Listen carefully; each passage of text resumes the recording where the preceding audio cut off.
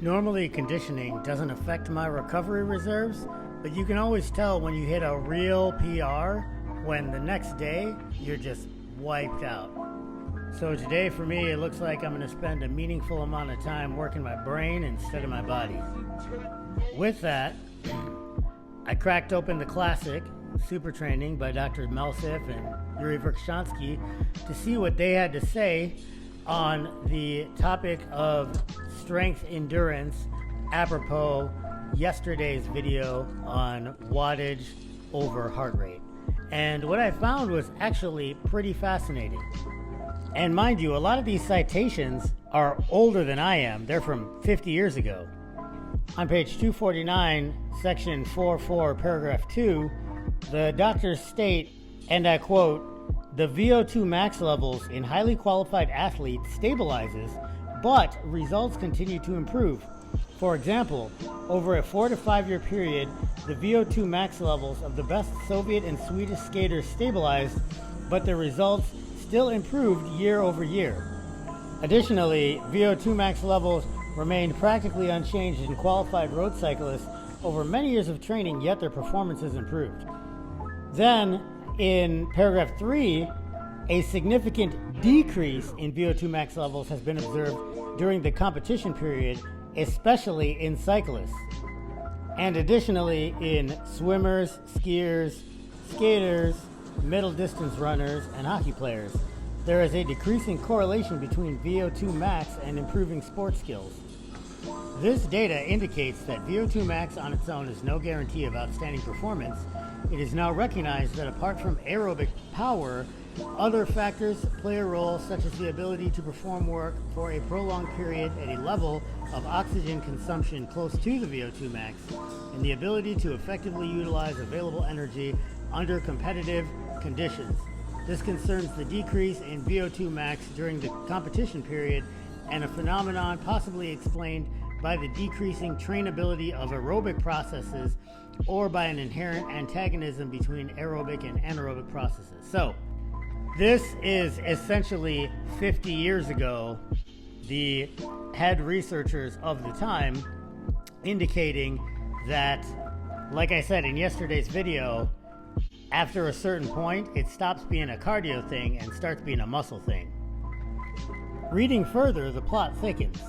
On page 249, in the section on oxidative capacity and muscular endurance, the book states, recent research indicates, 50 years ago, indicates that an increase in endurance is associated more with enhancing the ability of the muscles to utilize a higher percentage of the oxygen already in the blood than with increasing the amount of oxygen in the bloodstream and improving the oxygen supply to the working muscles. Consequently, it is not simply the magnitude of VO2 max that determines endurance, but intramuscular factors which facilitate adaptation of the muscles to prolonged intense work. That sounds very familiar. A rise in intramuscular energy potential, the power of the oxidative processes, and contractile strength qualities of the muscles decrease the rate of glycolysis. At the same time, there is a significant drop in the end products of metabolism, including the speed of oxidation of lactate in the working muscles. It is in the skeletal muscles and not in the liver and myocardium, as has always been believed prior to 50 years ago, where there is a drop in lactate during and after work. Thus, the development of endurance is associated with functional specialization of the skeletal muscles, particularly the enhancement of their strength and oxidative qualities rather than improvement of cardiorespiratory ability. And the authors even took the time to italicize that last statement. Basically, what super training, what Drs.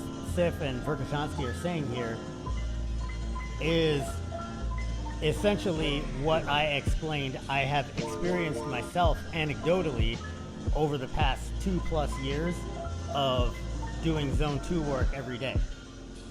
It's no longer in the cardiovascular adaptations where I'm getting this additional performance. It's in the conditioning of my leg muscles and their ability to buffer lactate so that I don't have to go into glycolysis to generate more energy. And therein lies the rub, the real benefit of pushing these higher wattages in lower zones for base building.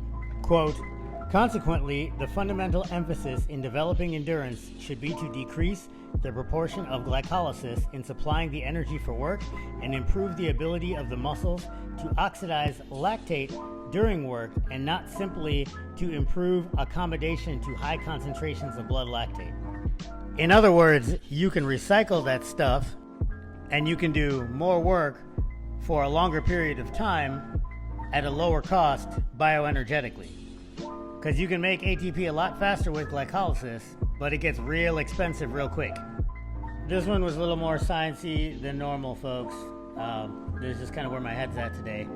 It's always interesting to dig back into the archives, though, and to see what research from 50, 60, 70 years ago jives with the newer stuff from the past couple of years with the rise of Zone 2 base building, and the takeaways from this research, past and recent, that you can use to better drive your own performance or the performance of your athletes.